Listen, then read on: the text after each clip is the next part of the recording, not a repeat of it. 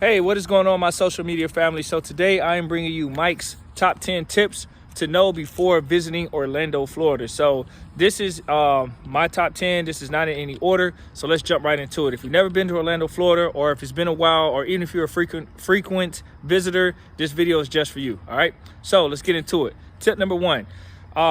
If you're visiting the theme parks, Orlando, Florida is known for its theme parks, obviously. So make sure that you try to book a lot of that stuff in advance. And now this is temporarily, so I'm not saying this is a permanent thing, but right now, as of December 2021, if you're wanting to go to like Disney World, for example, and a lot of their passes might not be available if you're trying to do like an annual pass, because there's people out of state, believe it or not, that book annual passes because they visit so much. So this is a tourist capital.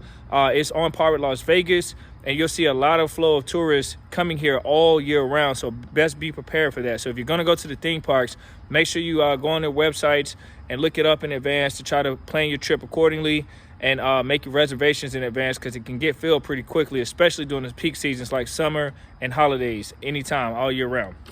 All right.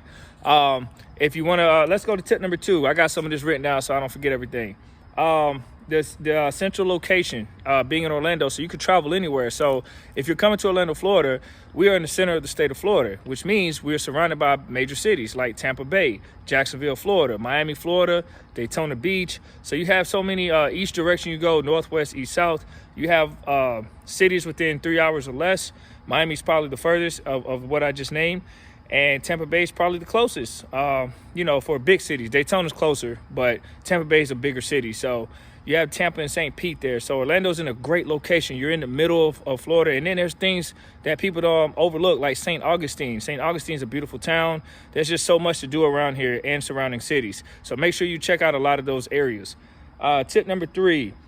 International Drive, that's what a lot of you guys call it, but if you're from Orlando or lived in Orlando for a while, you might call it iDrive.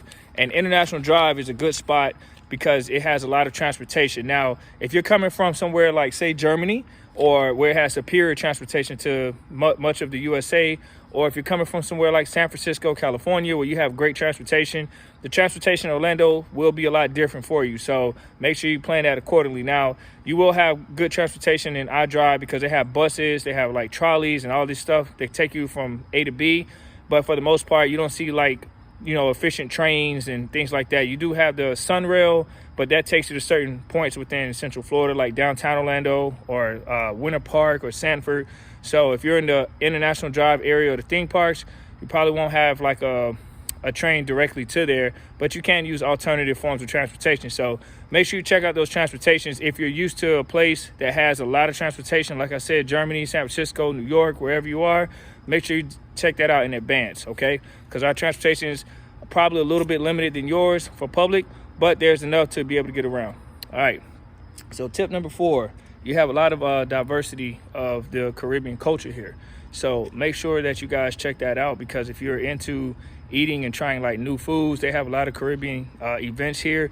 If you're big into the Caribbean culture, there's a big percentage in population of people from Puerto Rico, Cuba, Haiti, Jamaica, and so forth. So you'll be able to maybe catch one of these events. Also, they have a lot of, island type of restaurants around throughout Orlando. So you can, check around and eat different types of food. So it's pretty cool to do that.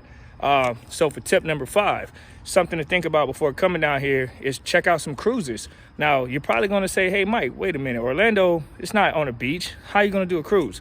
Well, we have Disney cruises, right? And what does that mean? We have nearby beaches. So, we do not have a beach in Orlando, Florida, but we are surrounded by several beaches just right here within an hour or less. So Cocoa Beach is one of the most popular beaches surrounding Orlando, Florida.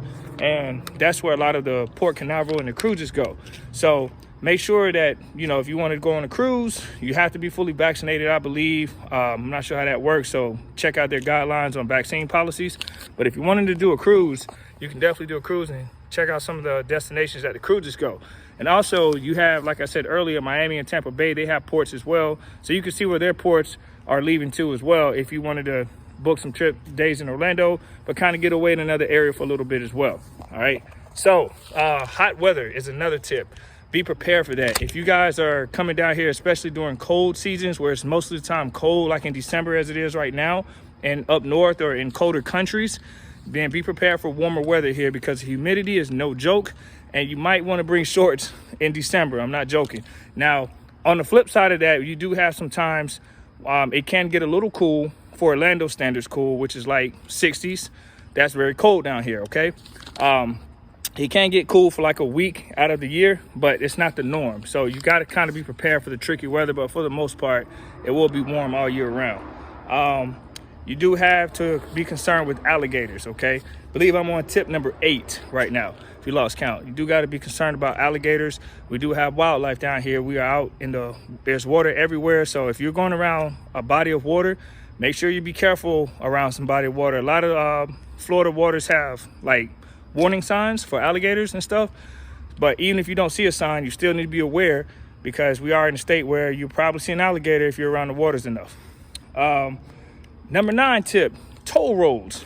Those are basically charging you a certain fee when you go to get somewhere faster. So the advantage of a toll is if you want to get from point A to point B and there's a lot of traffic without non-tolls and you're going with a lot of traffic lights, you can take a toll road and go faster, like 75, 85 miles an hour and get to your destination faster, but you will have to pay a fee to do so.